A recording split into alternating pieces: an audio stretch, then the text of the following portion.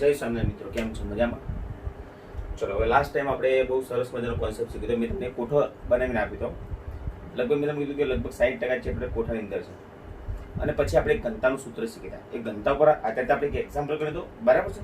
1.5 કોયડો અને હજુ આજે બીજા બે એક્ઝામ્પલ કરી નાખીએ એટલે એ સૂત્ર આપણું કમ્પ્લીટ થઈ જાય, બરાબર છે? તો સૂત્ર શું હતું? ઘનતા ડી બરાબર ઝેડ ઇન્ટુ એમ અપોન એ ઘન ગુણ્યા એને. ઓકે, ચલો એમાં ઝેડ શું હતું? ઝંડુવા ના ના, તો ઝેડ શું હતું? યસ, એકમ કોષ દીઠ પરમાણુની સંખ્યા. ચલો સાદો ઘન હોય તો કેટલા પરમાણુ? યસ, 1. ચલો અંતઃ કેન્દ્રિત ઘન હોય તો 2. 8 ખૂણા ગુણ્યા 1 માઉસ વત્તા 1. ચલો ફલક કેન્દ્રિત હોય તો 4. 8 ખૂણા ગુણ્યા 1 માઉસ એટલે 1 વત્તા 6 ફલક ગુણ્યા 1 દુત્યાંશ એટલે 3 ને 1 4. એમ એટલે અનુભાર. આ એ એટલે ધારી, ઘનની ધારી. એન એટલે એવોગાડ્રો આંક, એવોગાડ્રો નંબર, જેની વેલ્યુ તમે જાણો છો 6.022 × 1023. જો લાસ્ટ ટાઈમ આપણે 1.5 કોડો શીખ્યા હતા. આજે બીજા બે શીખી લઈએ એટલે તમારે દાખલા એકદમ ક્લિયર કટ થઈ જશે. ઓકે, હવે એમાં કોડો નંબર કયો છે હું જોઈ લઉં જરા.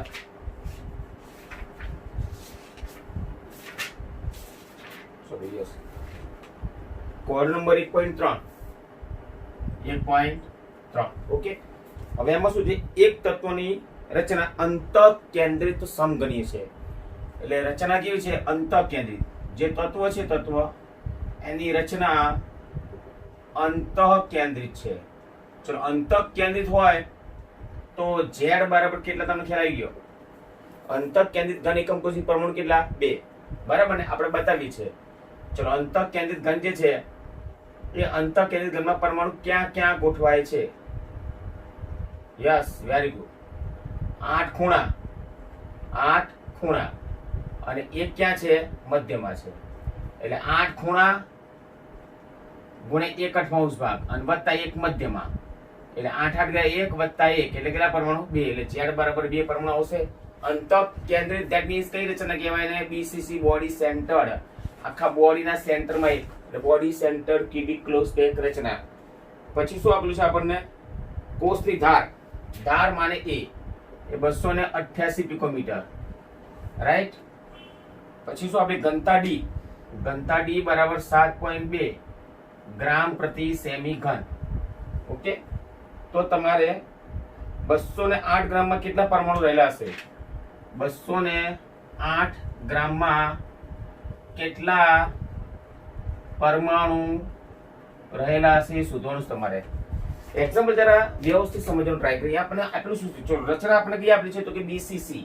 તો બીસીસી રચના માટે ઝેડ બરાબર 2 આવશે. ધારી એ તમને આપેલી છે 288 પિકોમીટર. ઘનતા ડી 7.2 ગ્રામ પ્રતિ સેમી ઘન છે અને 208 ગ્રામમાં કેટલા પરમાણુ? એ પરમાણુની સંખ્યા તમારે શોધવાની છે 208 ગ્રામમાં. તો પહેલા તો આપણને શું મળશે? ચલો આ ઘનતા ડી માં સેમી ઘન છે એટલે આ પિકોમીટર તમારે સેન્ટીમીટરમાં ફેરવું પડશે. તો ચલો એક સિમ્પલ કોન્સેપ્ટ છે. 1 પિકોમીટર બરાબર 10 - 12 મીટર. 10 - 12 મીટર. હવે 1 મીટર એટલે ખબર છે ને? 10⁻² સેન્ટીમીટર. જો મીટરને તમારે સેન્ટીમીટરમાં ફેરવતો 10 ની 2 વડે તમારે ગુણવું પડે, કારણ કે 1 મીટર એટલે 100 સેન્ટીમીટર થાય ને. 1 મીટર એટલે 100 સેન્ટીમીટર. 100 એટલે 10 ની 2 સેન્ટીમીટર. એટલે તેને 10 ની -12 ગુણ્યા 10 ની 2 સેન્ટીમીટર થાય એટલે 10 ની -10 સેન્ટીમીટર થાય. એટલે 1 પિકોમીટર છે ને એને સેન્ટીમીટર તો કે 10 ની -10. ધેટ મીન્સ પિકોમીટરને તમારે સેન્ટીમીટરમાં કન્વર્ટ કરવું હોય, પિકોમીટરને તમારે સેન્ટીમીટરમાં કન્વર્ટ કરવું હોય તો 10 ની -10 વડે તમારે ગુણવું પડે.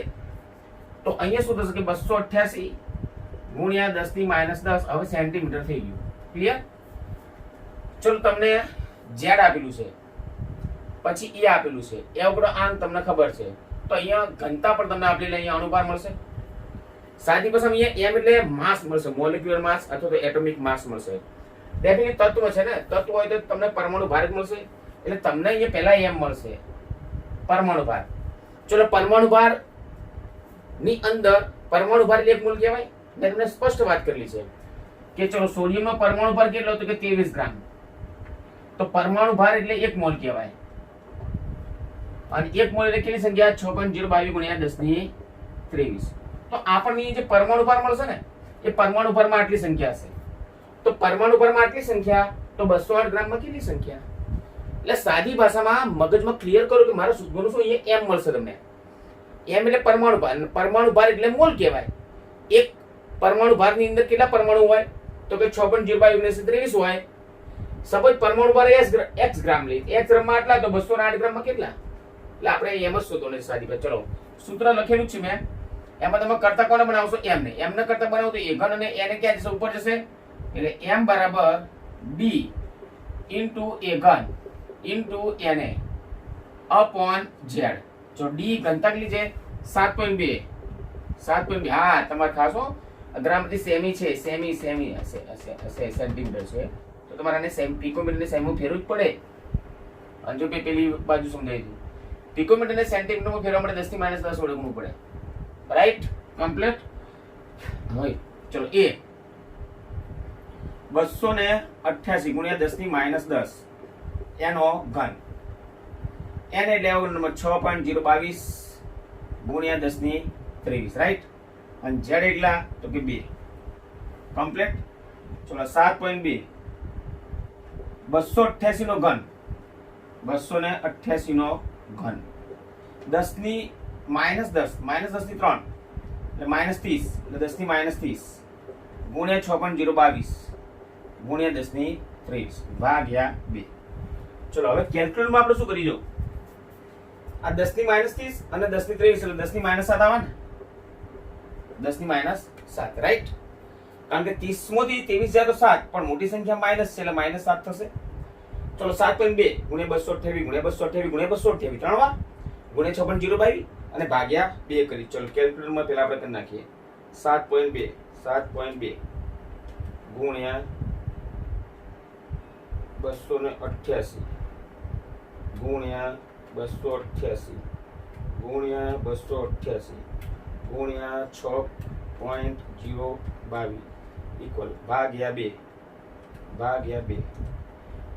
51 78 આટલું જવાબ જોઈએ. 51 78 6994.6 આટલો જવાબ આવ્યો.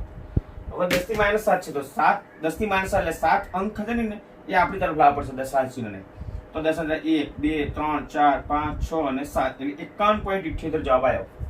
કેટલો જવાબ આવ્યો? 51.78. ચલો સો પરમાણુ ભાર આવશે 51.78 ગ્રામ પ્રતિ મોલ. આ પરમાણુ ભાર આવ્યો. કમ્પ્લીટ. ચલો આ પરમાણુ ભાર છે તો પરમાણુ ભારમાં પરમાણુની સંખ્યા કેટલી હોય? તો કે 1 મોલ જેટલી હોય. અને 1 મોલ એટલે 6.022 ગુણ્યા 10 ની 23 એટલે જવાબ. ચલો હવે 51.78 ગ્રામ તત્વ બરાબર કેટલી સંખ્યા? 6.022 ગુણ્યા 10 ની 23.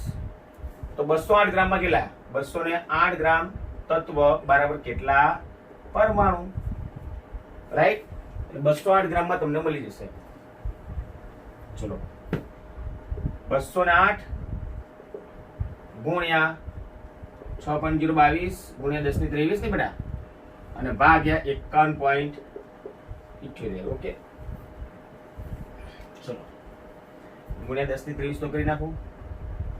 208 ગુણ્યા 6.022 ભાગ્યા 51.78. ઓકે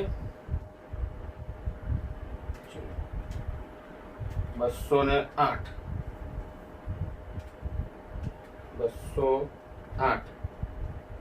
ગુણ્યા 6.022 આટલા ભાગ્યા 51.78. ઓકે તો 24.19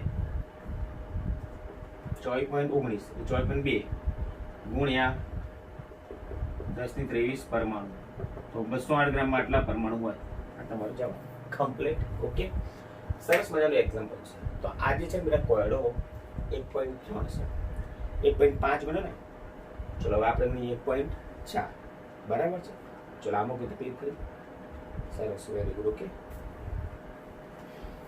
થોડો સ્ક્રીનશોટ પાડી લેવાનું પછી આપણે ગણી નાખવાનું.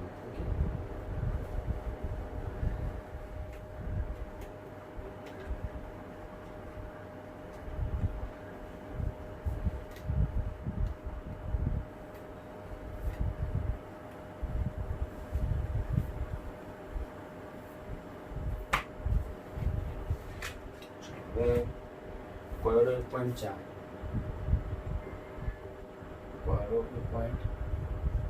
ઓકે એમાં શું છે એક્સ કિરણ યુનિટ દર્શાવે કોપર એફસીસી રત્ન ધરાવે છે સીયુ કે રત્ન ધરાવે એફસીસી રત્ન ધરાવે એફસી એટલે ફલક કેન્દ્રિત તો એમાં કેટલા પરમાણુ એકમ કોષ દીઠ Z બરાબર 4 આવશે ને એફસીસી એકમ કોષ દીઠ કેટલા પરમાણુ 4 ઓકે પછી ધાર આપેલી છે ધાર એટલે એ તમને આપેલી છે 3.608 ગુણ્યા 10⁻8 સેન્ટીમીટર. ચલો સેન્ટીમીટરમાં આપેલી છે, કોઈ માથું કરવાની જરૂર નથી. ઘનતાડી આપેલી છે કોપરની 8.92 ગ્રામ પ્રતિ સેમી ઘન. તો કોપરનું પરમાણુ દળ શોધવાનું એટલે એમ તમારે શું કરવાનું છે શોધવાનું છે બરાબર. 63 પોઈન્ટ સમથિંગ આવું છે ખબર આપણે 63.3 લખીએ છે ને કોપરનું જવાબ એટલા આવવો જોઈએ. ચલો સૂત્ર શું થશે ઘનતા D બરાબર yes good Z into M upon a ઘન into Avogadro number n. Application યાર સૂત્ર મૂકો કિંમત મૂકો કેલ્ક્યુલેટર જિંદાબાદ. ચલો Z કેટલા 4 M તમારે શું કરવાનું છે શોધવાનું છે. ઘનતા D કેટલી છે 8.92 એ કેટલા 3.608 ગુણ્યા 10⁻8 એનો ઘન. ઓકે કોઈ વાત નહીં. એને 6.022 ગુણ્યા 10⁻23. ચલો કોને કરતા બનાવો એમને એટલે આ બધું ઉપર જશે. ચલો એમને કરતા બનાવીએ 8.92 ગુણ્યા 3.608 નો ઘન હે ને અને 8 × 24 એટલે 10⁻24 ગુણ્યા 6.022 ગુણ્યા 10⁻23 અને ભાગ એટલું જ્યારે ક્યાં આવશે નીચે એટલે 4 નીચે આવશે ને. ઓકે એમ. ચલો હવે આ 10⁻24 ને 10⁻23 એટલે 10⁻1 કરી નાખો ને. ઓકે હવે 8.92 ગુણ્યા 3.608 ગુણ્યા 3.608 ગુણ્યા 3.608 ગુણ્યા 6.022 અને ભાગ્યા 4. ઓકે જોઈ લઈએ 8.92 ગુણ્યા 3.608 ગુણ્યા 3.608 ગુણ્યા 3.608 ગુણ્યા 6.022 અને ભાગ્યા 4 630.7 630.7 10⁻1 છે એટલે 10 ના ચિહ્ન એક લાવું એટલે 63.07 એટલે 63.1 ગ્રામ પ્રતિ મોલ. અમે કોપરનો પરમાણુ ભરાઈ ગયો આટલો 63 જવાબ આવી ગયો કમ્પ્લીટ. સો સરસ મજાના દાખલા છે. આમાં કોઈ શંકા છે જ નહીં બેટા. એક એપ્લિકેશન છે સૂત્ર ને તમારે ક્યારેક એવું હશે કે એ જે છે ને ઘનતા તમે સેમી ઘનમાં છે ગ્રામ પ્રતિ સેમી ઘનમાં આપેલી છે તો આને આપણે સેમીમાં ફેરવવાનું તમારે ખાસ પણ તો સેમીમાં તમને આપેલું જ છે એટલે કોઈ માથાકૂટ છે નહીં. એટલે 3 એક્ઝામ્પલ ગણ્યા બોર્ડની એક્ઝામમાં 3 મુજબની એક્ઝામ્પલ પૂછાય 12 સાયન્સમાં બરાબર છે કમ્પ્લીટ. ઓકે ચલો હવે આગળના ટોપિક આપણે શીખીએ.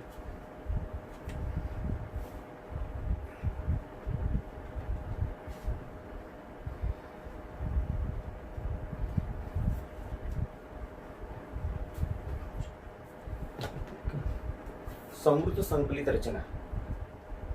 હું જે આપું તમને સમૃદ્ધ સંકલિત રચના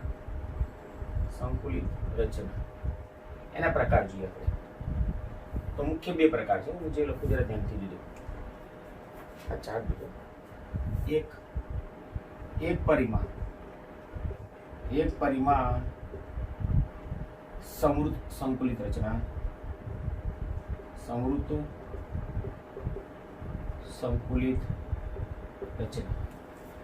અને બીજી જે છે ને દ્વિપરિમાણ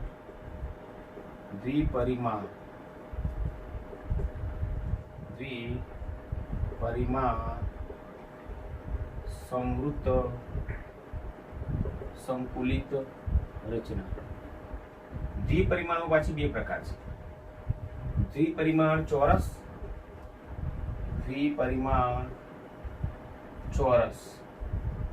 રાઈટ, અને દ્વિપરિમાણ ષટકોણીય.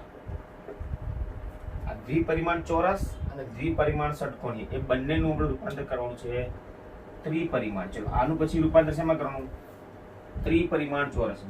ત્રિપરિમાણ ચોરસ એટલે ત્રિપરિમાણ ષટકોણ. ત્રિપરિમાણ ષટકોણ. ઓકે, એક મેં તમને સિમ્પલ ચાર્ટ બતાવ્યો છે. આ તમારે બહુ સમજવાની વસ્તુ છે. આના અંદર તમને બે વસ્તુ મળશે ત્રિપરિમાણમાં, એક ચતુષ્ફલકીય છિદ્રો અને એક અષ્ટફલકીય છિદ્રો. જે ત્રિપરિમાણ ચોરસ કે ત્રિપરિમાણ ષટકોણ બતાવું છું ને, તેમાં તમને બે વસ્તુ મળશે. એક ચતુષ્ફલકીય છિદ્ર, ચતુષ્ફલકીય છિદ્રની રચના થશે, અને બીજી કઈ રચના થશે તો કે અષ્ટફલકીય છિદ્રની. અષ્ટફલકીય છિદ્રની રચના થશે. એટલે યાદ રાખજો ખાસ આ ચાર્ટ. એક પરિમાણ સમૃદ્ધ સંકુલિત રચના, પછી દ્વિપરિમાણ સમૃદ્ધ સંકુલિત રચના. દ્વિપરિમાણમાં બે છે, દ્વિપરિમાણ ચોરસ અને દ્વિપરિમાણ ષટકોણ. પછી આ બંને ત્રિપરિમાણમાં જ્યારે તમે કન્વર્ટ કરશો ને 3 ડાયમેન્શનમાં, ત્યારે બે છિદ્રો ઉત્પન્ન થશે, બે હોલ બનશે. એક ચતુષ્ફલકીય અને અષ્ટફલકીય. ટેટ્રાહેડ્રન એન્ડ ઓક્ટાહેડ્રલ ફળ. તો બે છિદ્ર તમને મળશે. એ તમારા માટે મોસ્ટ આઈએમપી છે, દાખલા માટે અગત્યનો કોન્સેપ્ટ છે. ચલો, એક પરિમાણમાં શું છે કે પરમાણુને આપણે ગોળા તરીકે કલ્પીએ, એટલે ઘટકકણને આપણે શા તરીકે કલ્પીએ? ઘટકકણ જે છે એ ઘટકકણને આપણે એક ગોળા તરીકે કલ્પીએ છીએ. તો આવી રીતે એક જ હરોળમાં તમે ગોળાને ગોઠવો, એક જ હરોળમાં, એટલે ખાલી લંબાઈ જ છે. જો એટલે એક જ પરિમાણ છે, લંબાઈ માત્ર એક જ પરિમાણ છે, તો આને એક પરિમાણ સમૃદ્ધ સંકુલિત રચના કહેવાય. પણ એમાં પ્રત્યેક ગોળો, આ ગોળો હું તમને પકડું ને તો આ આજુબાજુ બે ગોળાના સંપર્કમાં છે. કેટલા? બે. તો પડોશી ગોળાની જે સંખ્યા હોય ને, અડકીને ગોઠવાયેલા જે ગોળા ખરી ને, એની સંખ્યા સવર્ગાંક કહેવાય. તો આ જે ગોળો ખરી, મધ્યનો જે ગોળો છે એની આજુબાજુ બે ગોળા છે, આને પકડો એની આજુબાજુ બે છે, આને પકડો એની આજુબાજુ બે ગોળા છે. એટલે એક પરિમાણ રચના હોય ને, તો એમાં પ્રત્યેક ગોળાની આજુબાજુ બે પડોશી ગોળા છે અડકીને ગોઠવાયેલા. અડકીને ગોઠવાયેલા જે ગોળાની સંખ્યા કરી ને, એને સવર્ગાંક કહેવાય. તો અહીંયા જે સવર્ગાંક છે ને, સવર્ગ આંક કોઓર્ડિનેટ નંબર એ બે થશે. એટલે એક પરિમાણમાં સવર્ગ આંક 2. એક ગોળાની આજુબાજુ અડકીને ગોઠવાયેલા ગોળાની સંખ્યા, એક ગોળાની આજુબાજુ અડકીને ગોઠવાયેલા, આ ઘણા બધા ગોળા છે પણ અડીને કેટલા ગોઠવાયેલા છે તો કે 2 જ ગોઠવાયેલા છે, તો સવર્ગાંક 2 થશે. ઓકે, ચલો હવે દ્વિપરિમાણ સમૃદ્ધ સંકુલિત રચના આપણે નેક્સ્ટ લેક્ચરમાં શીખીએ. ચલો, ઓકે, બે સૂત્રો તમને યાદ રહી ગયા. એક્ઝામ્પલ 2 ગણ્યા અને એક ચાર્ટ, આનો સ્ક્રીનશોટ પાડો, બરાબર છે. અને પાછું ફરીથી હવે આગળ નેક્સ્ટ આ લેક્ચર આગળ કરીએ. ઓકે, જય સ્વામિનારાયણ. અભ્યાસ વ્યવસ્થિત કરજો. કોઈ પણ જગ્યાએ જો એક વસ્તુ મગજમાં રાખો, તમે વ્યૂ હજુ વધારે આવવો જોઈએ. જે ચાલે છે ને તમારે તૈયાર કરી જ નાખવું. હું તમને એવું ફીલ નહીં થવા દઉં કે તમે ક્લાસમાં નથી બેઠા. આ યાદ રાખજો ખાસ, બરાબર છે. ભલે તમે તરાલ અહીંયા નથી, પણ હૃદયમાં તો છો જ બધા મારા, બરાબર છે. એટલે મગજમાં યાદ રાખજો ખાસ, તમને સહેજ પણ તકલીફ પડી ના જોઈએ. અત્યારે હાલ 4 છે મારા સ્લો, જે 4. ચલો, હવે વચ્ચે મેં તમને ટેસ્ટ મૂકી અને 10 MCQ માં આપવાનું તમને બાકી છે, બરાબર છે. હું તમે MCQ ના જવાબ તમને આપી દઈશ અને જાતે સોલ્વ કરી દેજો.